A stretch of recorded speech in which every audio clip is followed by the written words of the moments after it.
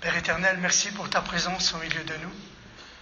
Merci pour ce temps que nous venons de vivre. Merci pour le témoignage de notre frère, Seigneur.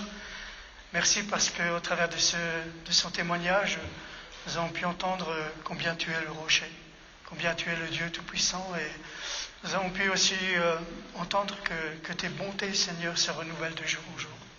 C'est vrai que quand nous pensons que le sol se dérobe sous nous, Seigneur, devant nos circonstances, devant nos difficultés, Seigneur, aussitôt tu nous consoles, tu nous réconfortes. Par ton Saint-Esprit, Seigneur, tu nous parles. Merci pour ta parole, qui est une lumière sur notre sentier, Seigneur. Aide-nous vraiment, Seigneur, à nous y plonger chaque jour, quotidiennement, Seigneur, que nous puissions y prendre tes instructions, puissions, Seigneur, aussi comprendre, Seigneur, ce que tu veux pour chacun de nous. Merci pour ton amour pour nous. Merci de conduire ces moments, Seigneur. Je prie vraiment que tu ouvres nos cœurs, Seigneur, par ton Saint-Esprit, que vraiment, Seigneur, nous puissions vraiment comprendre ce que tu veux et que nous puissions partir de cet endroit, Seigneur, différent de ce que nous sommes, de quand nous sommes venus, Seigneur. Fortifie-nous, renouvelle-nous, Seigneur, par ta parole, par ta présence, par ton amour, par ton Saint-Esprit. Sois béni, Père, dans le nom précieux de Jésus. Amen. J'ai beaucoup aimé le témoignage du frère. En fin de compte, son témoignage, il a commencé par des situations difficiles. Et moi, j'ai mon introduction, c'est nous pouvons parfois nous trouver dans des situations difficiles. Merci, le Seigneur est bon et souvent les choses sont vraiment conduites. Voilà. Et c'est vrai qu'on peut se trouver dans des situations difficiles, mais qui sont imputables aussi à nous, puisqu'on fait des fois des choix, certains choix, on prend certaines décisions. Il y a des circonstances aussi qui sont indépendantes à notre volonté. Alors c'est vrai qu'on peut être troublé, inquiet, désemparé. On a l'impression même de voir que le sol se dérobe. Et nos émotions sont vite... on est envahi par nos émotions. On a du mal vraiment à y faire face. Mais j'ai une bonne nouvelle. Jésus, par son sacrifice à la croix, à cause du pardon des péchés, vient habiter dans le cœur de l'homme. Et Paul nous le rappelle dans Colossiens. Colossiens, c'est chapitre 1, verset 27. Il parle pour tous ceux qui lui appartiennent. Donc à partir du moment où j'ai accepté Jésus comme mon sauveur, à partir du moment où je suis un enfant de Dieu, j'appartiens à Dieu et c'est pour moi. Voilà, car Dieu a voulu leur faire connaître, il a voulu nous faire connaître quelle est la glorieuse richesse que renferme le secret de son plan. Là il dit pour les non-juifs. Pour ceux qui n'étaient pas... En fin de compte, il n'y avait que les Juifs qui étaient concernés par le salut. Nous, on n'était pas concernés par le salut. Pardon ? Colossiens 1, 27. Voilà. Et voici le secret. Le Christ est en vous, lui en qui se concentre l'espérance de la gloire à venir. Amen. Christ est en vous. Voilà. Ce n'est pas le sujet de ce que je veux partager avec vous. Mais alors il y a différentes questions qu'on peut se poser dans la vie. Quels sont nos projets pour une journée commence ? Quels sont nos projets pour la journée ? Qu'est-ce que je fais habituellement ? Qu'est-ce que j'ai décidé de faire de mon temps libre ? C'est vrai que moi je suis à la retraite en ce moment et à la retraite on a pas mal de temps libre. Mais ne vous inquiétez pas, quand j'ai regardé mon planning de la semaine dernière, il est vite pris le temps. Parce que les amis ils le savent qu'on a du temps libre. Donc on est souvent très sollicité. Alors, seras-tu avec des amis ? Quels sont tes projets pour ces prochains jours ? Où vas-tu aller ? Mais il y a une question importante qu'il faut qu'on se pose. Quelle place as-tu fait pour Dieu dans tous ces projets, dans tout ce que tu prévois ? Alors la question, comment est-ce que je peux être heureux ? Comment est-ce que je peux vivre comme Dieu le veut ? Et comment peut-on jouir de la présence de Dieu au quotidien, dans toutes les conséquences et avec toutes les conséquences, les bénédictions pour moi qui en découlent. Ce n'est pas forcément des bénédictions, mais suivant les choix, les décisions que je prendrai, je serai peut-être dans des situations qui ne seront pas faciles. Donc, pour introduire, j'aimerais prendre un passage dans Proverbes qui m'a beaucoup interpellé ces derniers temps, et je voulais le partager avec vous. C'est Proverbe 16. Dans ces proverbes, on nous parle en fin de compte du cœur de l'homme et des pensées de l'Éternel. Et en fin de compte, dans une autre Bible, la version que j'ai vue, c'est le Seigneur dans la vie quotidienne.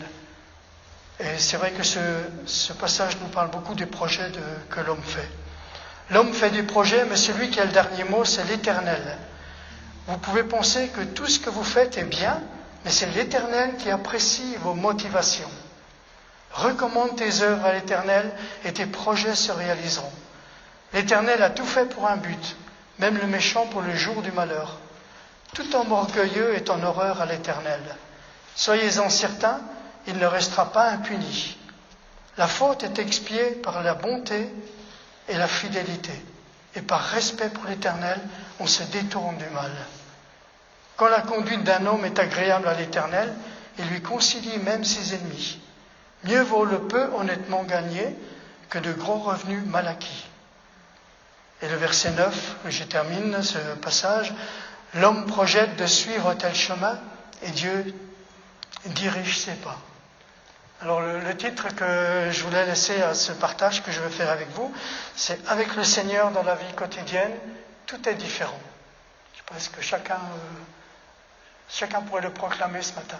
Tous ceux qui connaissent le Seigneur, qui ont accepté Jésus comme leur sauveur, pourraient proclamer qu'avec le Seigneur dans la vie quotidienne, tout est différent. Dans ce passage,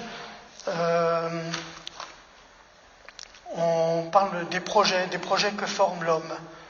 Donc on voit, si je vois au premier verset, où l'homme propose, mais on nous rappelle que c'est Dieu qui dispose. Je peux faire des projets, mais si je les fais sans Dieu, si je les fais avec Dieu, Dieu les conduira à la réalisation. Le verset 2, Dieu n'évalue pas seulement nos voies, c'est-à-dire nos actes, mais également notre esprit. C'est-à-dire les motifs et les intentions qui se cachent derrière nos actes et qui sont leur cause première. Au verset 3, c'est un verset qui est important. Recommande tes œuvres à l'Éternel et tes projets se réaliseront. Nous sommes bénis quand nous agissons en dépendance réelle du Seigneur. Le psalmiste nous encourage en psaume 37, c'est à l'Éternel qu'il te faut remettre tout ton avenir. Aie confiance en lui et il agira. Et je crois que abandonner toute prétention à diriger nous-mêmes nos circonstances formera en nous les pensées même de Dieu. Je crois qu'à partir du moment où on s'abandonne complètement à Dieu, on abandonne toutes nos prétentions, les circonstances que nous pouvons vivre, Dieu les utilisera pour nous former, pour mettre ses pensées dans nos cœurs et pour nous aider à trouver la bonne voie. Nos désirs coïncideront alors avec les siens et ils s'accompliront. Au verset 4, ce proverbe nous signifie que Dieu a un plan et un but pour tout. Mais il nous rappelle que Dieu, Jacques, on nous parle du mal, l'Éternel a tout fait pour un but, même le méchant pour le jour du malheur. Mais Dieu, Jacques, nous dit que Dieu ne nous a pas prédestinés à la condamnation. Mais celui qui demeure volontairement dans le mal en portera les conséquences, le jugement divin. Et Jacques nous rappelle que tout cadeau de valeur, tout don parfait, nous vient d'en haut, du Père qui est toute lumière. Ensuite, il y a ce verset 5 qui est très important aussi, où Dieu déteste particulièrement l'orgueil. Et il y a un verset dans Proverbe, j'ai trouvé Proverbe 8, où elle nous dit la parole que Dieu nous dit « Je hais l'orgueil ». Verset 6, en acceptant la vérité divine sur son état de pécheur, la faute est expiée par la bonté et la fidélité, et par respect pour l'Éternel, on se détourne du mal. C'est vrai, comme le dit Romains 3, 23, tous ont péché et sont privés de la glorieuse présence de Dieu. Mais Jean nous donne d'espérer en nous disant que si nous reconnaissons nos péchés, il est fidèle et juste pour nous pardonner. Et en s'appuyant par la foi sur la bonté de Dieu, rendue pleinement visible par la croix de Christ, on obtient le pardon. Un respect profond du Seigneur et de sa sainteté évite à celui qui a été racheté de tomber dans le mal. Le psalmiste dira, psaume 119, verset qu'on connaît bien, « Je garde ta parole tout au fond de mon cœur pour ne pas pécher contre toi. » Je crois que c'est la meilleure solution pour ne pas pécher contre Dieu, c'est d'être constamment pas plonger dans la parole de Dieu, mais de prendre du temps. On va le voir un peu plus loin. Dans la vie quotidienne, ce qui est important aussi, c'est de cultiver cette présence de Dieu. Et une manière de cultiver la présence de Dieu, c'est au travers de la parole de Dieu. Alors au verset 7, il y a aussi une chose qui est importante, que la conduite d'un homme est agréable à l'Éternel, il lui concilie même ses ennemis. Et je pense, c'est vrai que dans les circonstances de la vie, dans notre vie de tous les jours, il peut nous arriver d'avoir des moments de paix, mais d'être aussi dans la difficulté.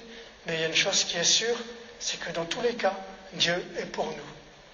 Moi, je me souviens d'une expérience que j'ai vécue dans mon travail. Ça fait très longtemps, quelques années, où en fin de compte, dans le service où j'étais le seul chrétien. Et j'étais un peu le souffre-douleur d'un des collègues, parce qu'en fin de compte, il ne supportait pas. Mais je ne parlais pas constamment de Dieu. C'est vrai, sur mon bureau, j'avais des versets, mais c'était toujours très discret. Et j'avais, dans mes relations avec les autres, tout se passait toujours bien. Mais lui, c'est quelque chose qu'il ne supportait pas. Et un jour, il a été très agressif avec moi. Il a même pris... on travaillait sur des convecteurs électriques, sur des thermostats communicants. Et puis il avait un convecteur qui n'était pas loin de chez lui, pas loin de son bureau. Il a pris le convecteur, puis il me l'a jeté sur le bureau. C'est un geste très violent, parce qu'il ne supportait pas, en fin de compte. Moi, je priais tous les jours, je priais pour lui, je priais pour mes collègues, mais il ne supportait pas. Il y a quelque chose chez moi qui ne supportait pas. Peut-être parce que j'étais peut-être un peu trop doux, un peu trop calme. Moi, j'aimais le Seigneur, et puis c'est vrai, quand on aime le Seigneur, on le manifeste toujours. Et donc, il a jeté ce convecteur sur mon bureau. Et c'était une faute grave quand même. Et le chef de service a tout de suite convoqué dans son bureau. Il m'a convoqué, qu'est-ce qui s'est passé? Et puis, lui, il était en colère et tout. Et en fin de compte, le responsable voulait lui mettre un avertissement, même aller plus loin, parce qu'il projetait même de le renvoyer.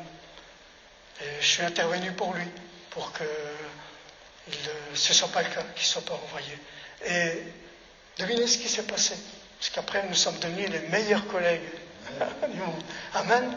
Comme quoi le Seigneur, dans des situations difficiles, ou quand on voit qu'on a des adversaires que ça ne va pas, il concilie tout, il concilie les choses. Ensuite au verset 8, au verset 8, donc mieux vaut le peu honnêtement gagné que de gros revenus mal acquis. Mieux vaut avoir peu et révérer Dieu que de posséder une grande fortune avec du tourment. C'est vrai que ceux qui ont une grande fortune, ils ne sont pas forcément heureux. Je crois que le Seigneur, et moi je sais que par ma vie, je donnerai un autre témoignage après, mais disons que le peu que j'ai, le peu que le Seigneur me donne, ça m'a toujours rendu heureux, parce que ma plus grande richesse, mon plus grand trésor, c'est Jésus. Et le verset 9, donc, il nous rappelle que l'homme élabore les plans, mais c'est le Seigneur qui en dirige la réalisation. Alors, je me suis posé la question sur la base de tout ça, comment vivre une journée avec Dieu et qu'est-ce que faire de Dieu dans mon quotidien? Et j'ai pensé à... Ça fait quelque temps, Nadine avait proposé un chant, on va le chanter après, et ce chant, en fin de compte, il dit « Sa présence fait la différence. Ta présence dans ma vie fait la différence. » Seigneur, ta présence fait la différence. Oui, c'est ta présence qui fait la différence. Quand Jésus est là, ça change tout. Il se passe quelque chose. Donc je me suis dit, qu'est-ce que cela veut dire? Le fait qu'il demeure en moi, ça me garde dans ce que je peux vivre au quotidien. Et il y a des promesses d'abondance, de vivre avec lui, de délivrance dans nos chemins, de soutien dans les décisions à prendre dans nos vies. Et un autre témoignage, il n'y a pas longtemps de ça, je partais de chez moi, puis je rassemble mes affaires pour partir, les clés de la voiture, portefeuille, non, je trouve plus mon portefeuille. Je cherchais partout. Alors bon, je suis un être humain, première chose qui m'est arrivée, j'ai commencé à paniquer un peu. J'étais en train de me faire des scénarios dans la tête. Il va falloir que je fasse opposition pour les cartes.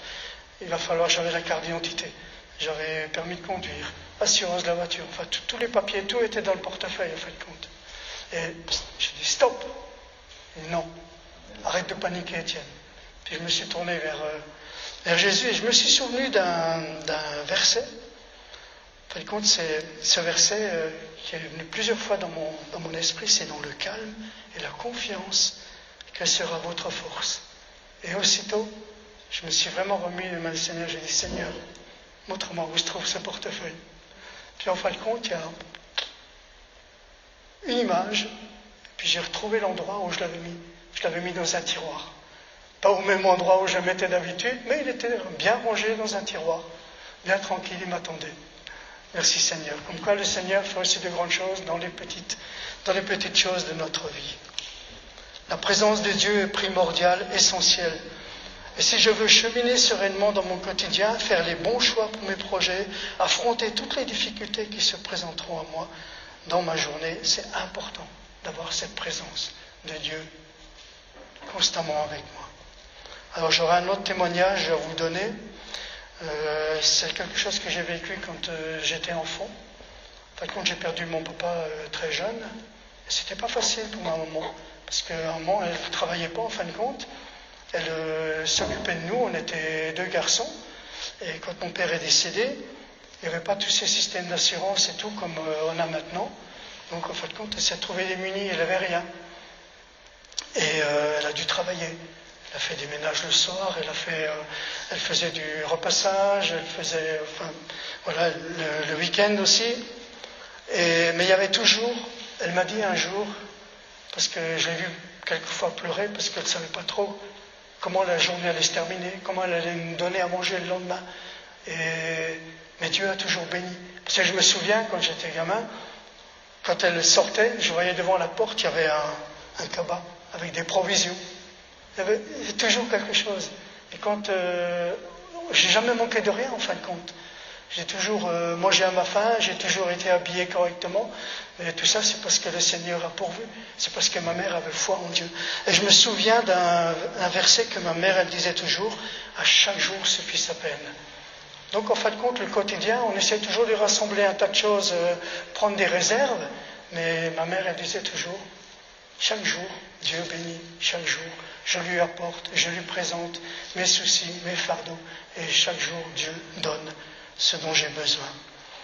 Et Jésus, c'est vrai, nous conseille de ne pas nous soucier du lendemain et de faire confiance à Dieu. Et c'est vrai que à un moment, il n'avait pas d'autre choix, parce que j'ai compris plus tard, si en devenant adulte, que c'était pour elle de vivre au jour le jour, comptant sur la grâce quotidienne de Dieu. Et je me souviens, quand elle est décédée, en fin de compte, elle était dans une maison de retraite, et j'ai récupéré ses affaires, et elle avait sa Bible, et dans sa Bible, elle avait un mot qu'elle m'avait laissé dans la lettre Philippiens. C'est dans Philippiens qu'on connaît bien, Philippiens 4.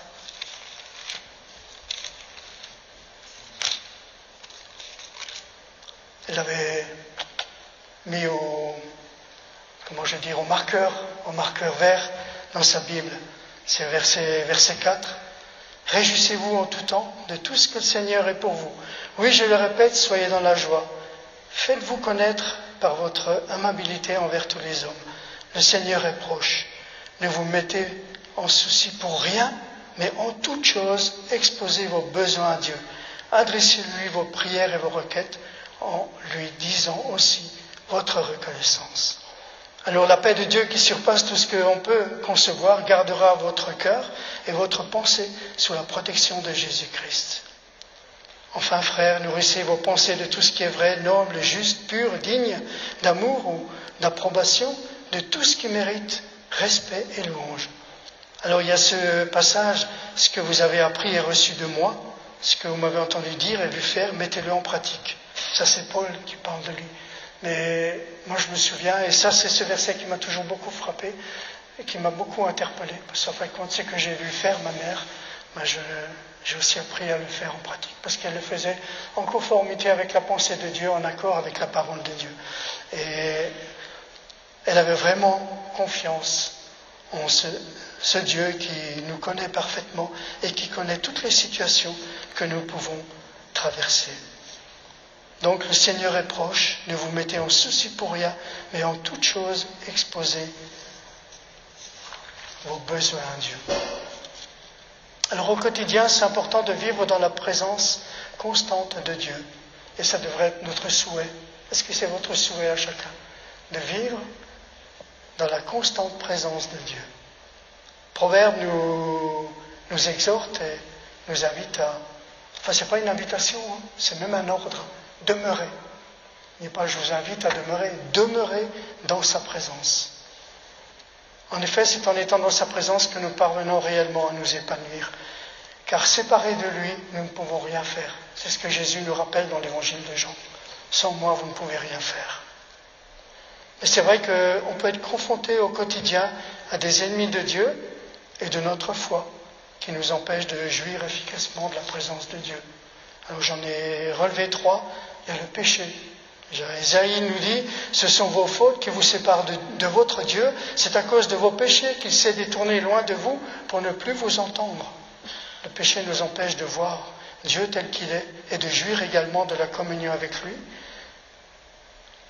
La seule arme, mettre sa parole en pratique. Ensuite, il y a un deuxième point, c'est le découragement. Nous, les êtres humains, on se décourage des fois un peu trop facilement. Le découragement. Alors le Proverbe 24, j'ai retrouvé ce verset qui nous dit « Si tu te laisses abattre au jour de l'adversité, ta force est bien peu de choses. » Et c'est vrai que si on se laisse décourager, abattre quand ça ne va pas, quand c'est difficile,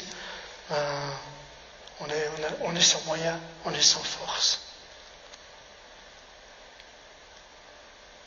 Notre force étant en Christ, c'est impératif pour nous de ne pas laisser l'épreuve ou l'adversité nous faire oublier la rassurante promesse de Dieu. Ésaïe 43 nous dit, quand tu passeras par les eaux, je serai avec toi. C'est une merveilleuse promesse. Moi je me souviens, c'est une promesse que Dieu m'a faite le jour où les médecins m'ont annoncé que j'avais un cancer. Et cette promesse, je l'ai vraiment serrée sur mon cœur. Et ça fait déjà maintenant de nombreuses années. Là je suis devant vous et là je rends gloire à Dieu. Et c'est vrai que quand je passe par les eaux, Dieu est avec moi et il est avec chacun de nous. Dieu veut consolider notre foi au travers de l'épreuve. C'est vrai que les moments difficiles que nous pouvons vivre, les épreuves, elles sont là, Dieu les permet, c'est aussi pour nous faire grandir en lui, pour nous aider à vraiment lâcher prise, à lui faire confiance, à nous abandonner à lui. Et ce qui est important, donc, c'est proclamer les promesses de Dieu. N'hésitez pas. La parole de Dieu est remplie des promesses de Dieu. N'hésitez pas à les proclamer. Dieu est fidèle. Ensuite, il y a un troisième point, c'est l'amour du monde. Et rajoute l'argent s'il y a de l'argent. Dans Matthieu 6, 24, où il nous rappelle que nul ne peut en même temps être au service de 2 maîtres. Donc il y a un choix à faire. Est-ce que je sers Dieu ou est-ce que je m'occupe plus des choses du monde? Chacun sait ce qui peut entraver. Je n'ai pas voulu faire une liste, la présence de Dieu dans sa vie. Je crois que c'est important de faire les tris. De temps en temps, c'est un peu comme un ménage ou le ménage du printemps. C'est important de faire du tri dans sa vie, faire les bons choix. Parce que si on veut profiter de Dieu, c'est important. Et j'ai connu quelqu'un qui disait vouloir jouir de Dieu tout en profitant des friandises du monde, c'est pas possible. Donc il y a vraiment un tri à faire. Et ce qui est important, donc, et si vraiment on est dans la pensée de Dieu, on est conduit par Dieu, le Saint-Esprit nous dira tout de suite quand il y a quelque chose qui ne va pas. On est dérangé, quelque chose qui nous gêne. C'est un petit peu comme on mettait le poil à gratter dans le cou, là, quand on était gamin, on mettait ça, c'est un peu... voilà, le Saint-Esprit, il nous prévient quand ça ne va pas. Donc c'est important de régler ses voies afin de jouir de la présence de Dieu et porter du fruit digne du royaume. Il y a une exhortation de Paul dans Colossiens qui nous dit « Mais vous êtes aussi ressuscités avec le Christ. Recherchez donc les réalités d'en haut, là où se trouve le Christ qui siège à la droite de Dieu. »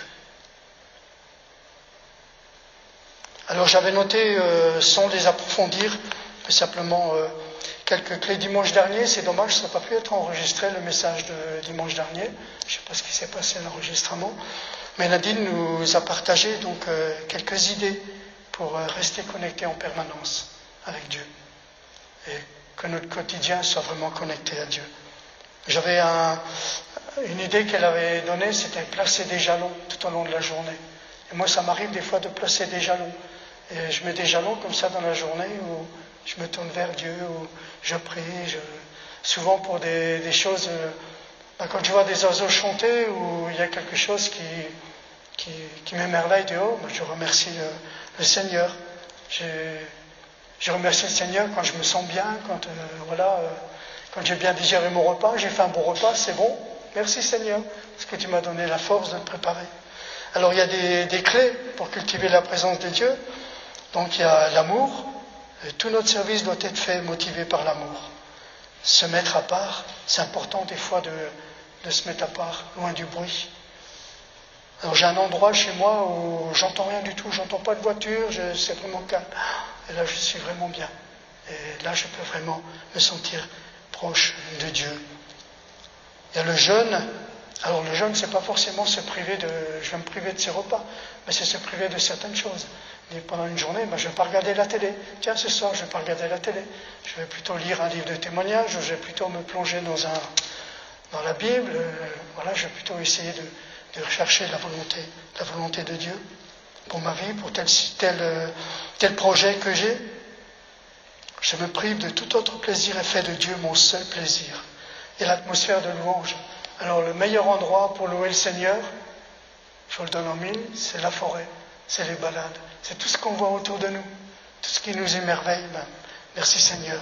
Tout ça, il nous le donne aussi pour notre bien-être, pour notre bonheur. La lecture de la parole aussi, il y a la crainte de Dieu, aimer Dieu de tout notre cœur. C'est pas ne pas avoir peur de Dieu, mais c'est le respecter, c'est respecter sa parole, la mettre en pratique. Et à la foi, puis croire que Dieu interviendra, que je ne serai jamais seul, abandonné, que ses bontés se renouvellent de jour en jour. La communion fraternelle, c'est important, de pouvoir partager les uns avec les autres aussi. Et la prière. Alors par sa présence, qu'est-ce que je peux vivre une relation épanouie avec le Seigneur dans ma vie quotidienne. Et j'ai vu ce passage, j'ai trouvé ce passage de Moïse, où en fin de compte, Moïse est dans Exode, chapitre 33, verset 15, c'est une demande de Moïse, qui dit à Dieu, « Seigneur, si ta présence n'est pas avec moi, alors je ne vais nulle part. Je ne ferai pas un seul pas, à moins que tu n'assures que tu es avec moi. » Et Dieu répondit, mais déjà avant, Dieu lui avait dit, et Dieu répond, « Je marcherai moi-même avec toi, et je te donnerai une existence paisible. » C'est vrai que nous savons, nous chrétiens, que c'est la présence de Dieu dans notre vie qui nous donne un plus, qui fait la différence dans notre vie quotidienne, en nous dirigeant, nous guidant, en accomplissant sa volonté aussi au travers de nous. Je crois que c'est la seule manière de vivre aujourd'hui, dans toutes nos occupations, c'est d'avoir la présence de Dieu avec nous et de mettre notre confiance en lui. Je pense souvent, j'ai des amis qui paniquent très facilement.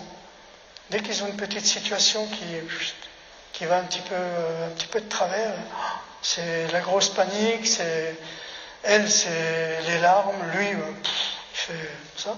Alors c'est encore pire, quand il fait comme ça, elle pleure encore plus. C'est la panique à bord.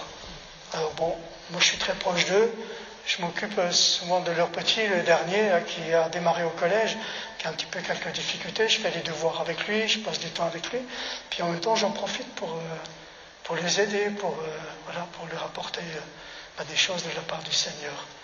Et je me dis souvent, quelle chance on a quand même d'avoir le Seigneur, de pas paniquer dans des situations difficiles, de pouvoir nous appuyer sur lui, nous confier en lui, et de savoir que, quoi qu'il arrive, de toute façon, il a une réponse pour nous. C'est peut-être pas forcément la réponse que j'attendrai.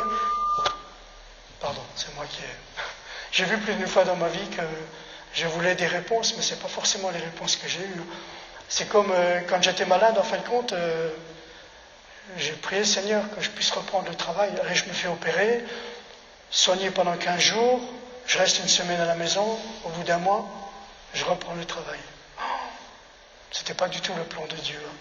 Le plan de Dieu, c'était de passer par toute une période de chimiothérapie avec encore des opérations au bout. Et puis, ça a été 1 an, en fin de compte. Au bout d'un mois, je voulais reprendre le travail. Mais c'était 1 an. Mais qu'est-ce que j'ai appris pendant 1 an? La dépendance de Dieu, l'abandon à Dieu, qu'est-ce que j'ai appris avec lui? Et c'est vrai que j'ai appris tellement de choses qui m'ont aidé à grandir dans la vie. Et maintenant encore, je remercie le Seigneur. Donc, lorsque surviennent les ennuis, Dieu nous promet sa présence. Et c'est important de proclamer ses promesses. Et il y a quelque chose qui est important, c'est qu'il n'y a pas besoin de craindre notre destination. Savez-vous pourquoi? Parce que Dieu chemine avec chacun de nous. C'est vrai que dans la vie, on n'est pas épargné, mais il y a ce verset, cette promesse que je vous ai dit avant dans Isaïe, quand tu passeras par les eaux, je serai avec toi. Quand tu traverseras les fleuves, ils ne te submergeront pas. Quand tu marcheras dans le feu, il ne te fera pas de mal et tu ne seras pas brûlé. Puisque moi, l'Éternel, je suis ton Dieu, le Saint d'Israël, ton Sauveur. Il nous rappelle que quand nous traversons des eaux tumultueuses, Dieu est avec nous. Dieu dit, oh, tu pourras peut-être traverser. Non, tu traverseras. Donc ça arrivera peut-être dans notre vie que nous traversions des choses difficiles. Mais une chose est sûre, c'est que Dieu promet d'être toujours avec nous. Parce que dans Romains, il nous a dit, rien ne pourra nous arracher à l'amour que Dieu nous a témoigné en Jésus-Christ. Donc lorsque surviennent les ennuis, Dieu nous promet sa présence. Proclamez ses promesses.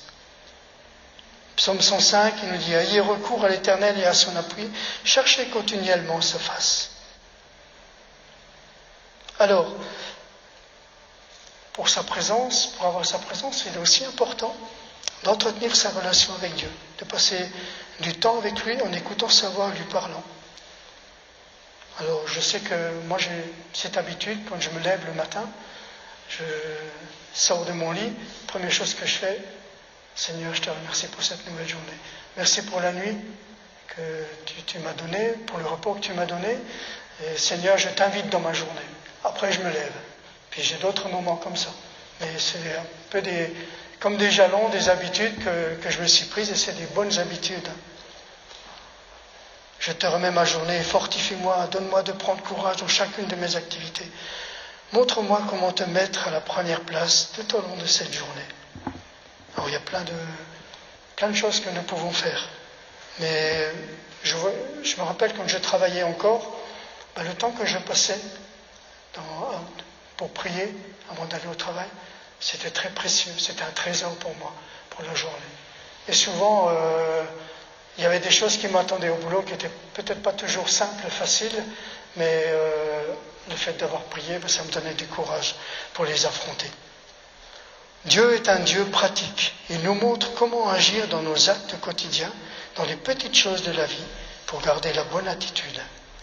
Avant d'agir, nous devons donc prier pour lui demander de nous guider et nous protéger en toute situation. C'est pour ça que notre relation avec Dieu doit être quotidienne. C'est pour ça que dans les Proverbes, on voit, et le titre qui avait été donné à ce passage que j'ai partagé avec vous, c'est le Seigneur dans la vie quotidienne. C'est vrai qu'on prend plein de décisions, on met plein de projets en route dans la vie quotidienne, c'est important de les faire avec Dieu. Psaume 139 nous dit, où pourrais-je aller loin de ton esprit, où pourrais-je fuir hors de ta présence? Si je monte au ciel, tu es là, et si je descends au séjour des morts, t'y voilà. Dieu est toujours là, est toujours présent. Psaume 55, j'aime bien aussi ce verset, si nous désirons entrer en présence de Dieu dans la prière, il est toujours là. Il dit, le soir, le matin, à midi, je me répands en plaintes et en gémissements. Il m'entendra et me rendra la paix. Il me délivrera du combat qu'on me livre. Alors, c'est sûr que quand on vient au Seigneur, il n'y a pas besoin de prendre un ticket. Il n'y a pas besoin de faire la queue, de se mettre en attente. Et automatiquement, notre cri tombe dans son oreille. Il nous entend toujours. Et ce qui est important, c'est pas forcément le nombre d'heures que nous passons à lire la Bible le matin, le nombre d'heures que nous passons. Parce que même 5 minutes que nous passons à honorer le Seigneur peuvent être importantes, peuvent vraiment nous apporter beaucoup pour la journée.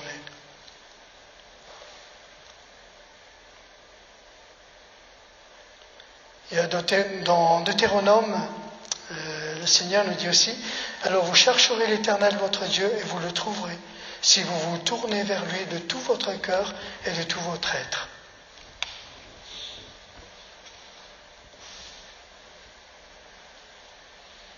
Je vais noter quelques versets qui sont bien. Invoquer l'Éternel dans 2 Chroniques. Invoquer l'Éternel notre Dieu, prier, s'appuyer sur Dieu, qui lui seul est tout-puissant pour intervenir, proclamer son nom et marcher en son nom. Éternel, tu es notre Dieu. Promesses de Dieu ne peuvent pas changer et sa parole l'assure. Pour le reste de ta vie, toujours dans 2 Chroniques, aussi longtemps que tu continueras à me chercher, je serai avec toi. À chaque fois que tu crieras à moi, je me laisserai toujours trouver par toi. Ça fait maintenant plusieurs années que je connais le Seigneur et je peux vraiment vous le confirmer que c'est vrai. Les promesses de Dieu ne faillissent pas.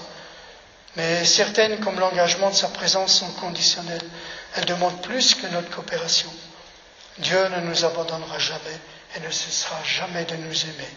Mais si nous restons dans le péché, sa présence ne restera pas avec nous. Nous resterons alors sans direction, piétinant sur place. Alors aujourd'hui, le Seigneur attend chaque jour de nous envelopper de sa paix, que nous prenions du temps pour lui dire « Je t'aime » et que nous prenions du temps pour tout laisser maintenant et lui dire « Maintenant c'est mon temps avec toi ». Ce qui est merveilleux, plus je le ferai, plus sa présence prendra place dans ma vie au quotidien, fermant et ouvrant des portes, se glorifiant dans mes situations.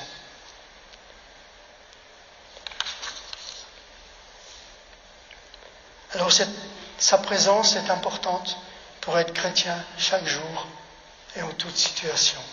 Parce que c'est vrai que on proclame qu'on est chrétien, on est enfant de Dieu, que Christ est en nous, mais c'est important aussi de pouvoir le montrer tout autour de nous.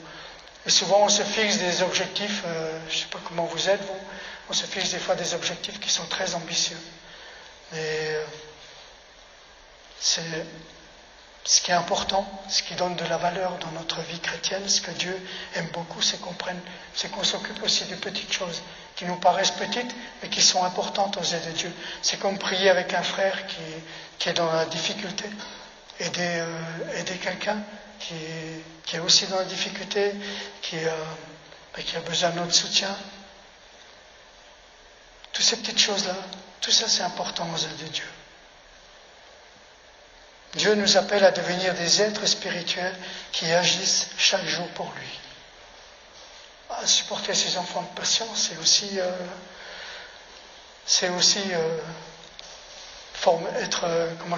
donner un témoignage. Rester poli, comme je vous l'ai dit avant, aimer nos collègues de travail qui sont moqueurs, encourager un ami dans la difficulté.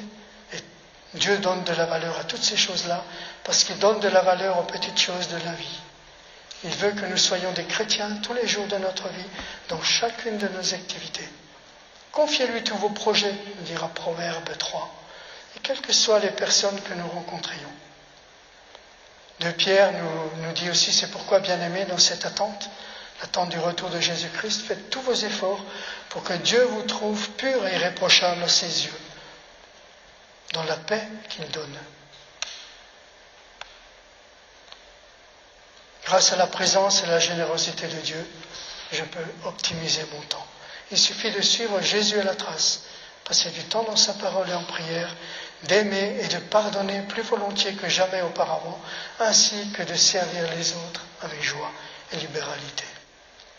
La paix, c'est ta présence, Seigneur, dans ma vie quotidienne. Et le Seigneur dans ma vie quotidienne, tout est différent. Voilà, je vais terminer. Conclure, déjà, première conclusion, c'est de tout ce qu'il y a de plus précieux, qu'est-ce qui vient en tête de liste à votre avis?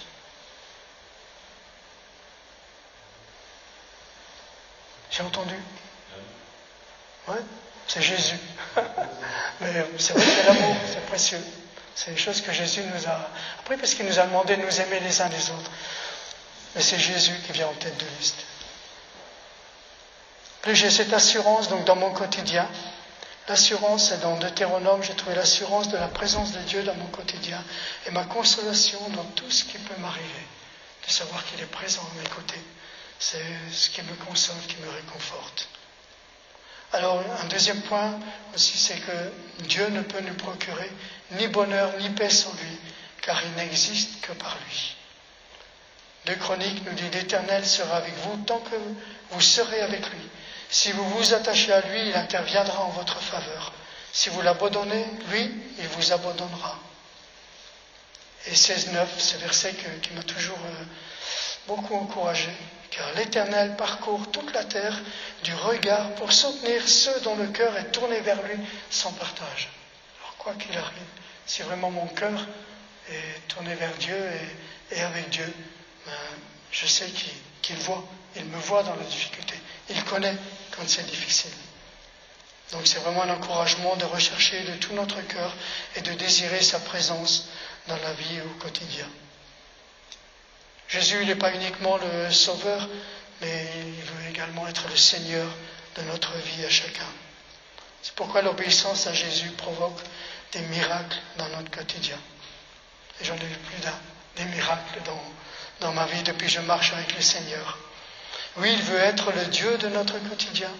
Faisons-lui confiance, obéissons à sa voix, marchons à sa suite. Suivre Jésus est la meilleure chose qu'il puisse arriver à une personne. Choisissons, quel que soit notre appel, de le suivre et apprenons à laisser ce qui a besoin d'être laissé. Ne laissons pas la crainte, la peur du lendemain, les soucis, l'angoisse dicter notre vie, car ces choses, ce sont des gens du monde qui s'en occupent. Nous sommes citoyens des cieux. J'ai toujours beaucoup aimé ce passage en Philippiens. Dans bien des circonstances de sa vie, là où certains voient l'effet d'un hasard, le chrétien reconnaît l'action puissante de Dieu. Même si nous ne comprenons pas toujours les situations que nous pouvons vivre, la parole nous dit que toute chose concourt au bien de ceux qui aiment Dieu. Voilà. Pour terminer, apprenons à faire davantage confiance à Dieu. Même si nos projets sont bien préparés et que quelquefois ils sont modifiés, qu'ils sont annulés et reportés, souvenons-nous que ces contretemps ou échecs apparents sont des moyens utilisés par notre Dieu pour diriger nos pas selon sa sagesse et son amour. Et moi je me souviens que tout au long de ma vie, mon enfance, mon adolescence en fin de compte, comme j'ai perdu mon papa jeune, toutes ces difficultés, tout ce que j'ai déjà pu rencontrer dans la vie, en fin de compte, j'ai jamais manqué de rien. Parce que mon plus grand trésor, c'est Jésus. Et Jésus a toujours été là. Le Dieu du quotidien, de mon quotidien, s'est occupé de ma famille. Il s'est occupé de mon quotidien. Et je pensais à cette image de Pierre, pour terminer, où, dans l'évangile de Jean, quand à la pêche miraculeuse, j'ai beaucoup aimé, où Pierre il revient de nouveau vers le rivage, et Jésus qui est sur le rivage lui dit, les amis, vous avez ramassé du poisson, vous avez pêché du poisson? Pierre lui dit non. Et Jésus, qu'est-ce qu'il fait? Il donne des consignes pour mettre le filet de certains côtés. Et là, les filets sont pleins. Donc ce passage, ça m'a fait penser à une chose qui est importante, c'est que Jésus, non seulement est notre Sauveur, il est le Seigneur de mon quotidien, mais il veut être également le commandant de bord de ma vie. Et c'est important que j'obéisse à ses directives, car quand je lui obéis, en fin de compte, les bénédictions sont là. Et n'oubliez pas, faites-lui connaître tous vos besoins, car Dieu est fidèle, et c'est pourquoi il s'attend à ce que l'homme lui fasse confiance. C'est à l'Éternel qu'il te faut remettre ton avenir, aie confiance en lui, et il agira. La présence du Seigneur dans mon quotidien, et tout est différent. Voilà, c'est ce que je vous souhaite de tout mon cœur. Vous puissiez être aussi comme ce Zachée qui était sur l'arbre, et quand Jésus lui a dit ces paroles, dépêche-toi de descendre, je veux demeurer chez toi. Et que vous puissiez entendre aussi l'appel du Seigneur, et que vous puissiez, comme lui, vous élancer avec joie et ouvrir votre cœur, pour que le Seigneur vienne dans votre quotidien. Alors, soyez bénis. Seigneur Jésus, merci pour ta parole. Merci pour ta parole qui est vie et lumière. Merci parce que tu nous accompagnes tout au long des journées. Merci parce que non seulement tu nous as sauvés par ton sacrifice à la croix, tu as pardonné nos péchés, mais seulement tu nous donnes une espérance. Merci parce que tu veux être le Dieu de notre vie quotidienne. Merci parce que tu veux nous aider aussi dans toutes nos décisions, dans les choix, dans nos projets, Seigneur, dans ce que nous voulons faire, Seigneur. Merci parce que tu nous conduis. Aide-nous, Seigneur, à être fidèles. Aide-nous, Seigneur, à privilégier ces moments de communion avec toi, Seigneur, à rechercher ta présence. Aide-nous à t'obéir, Seigneur, et que nous puissions être comme Pierre, Seigneur, qui écoute tes conseils, tes directives et qui a jeté les filets du bon côté, Seigneur, du bateau pour faire une pêche miraculeuse. Aide-nous, Seigneur, à t'obéir parce que tu veux nous bénir chacun. Merci, Père éternel. Merci pour tout ce que tu nous as déjà donné, ce que tu fais encore pour chacun de nous. Et merci pour ta présence au milieu de nous, par ton Saint-Esprit. Sois béni, Père, dans le nom précieux de Jésus. Amen.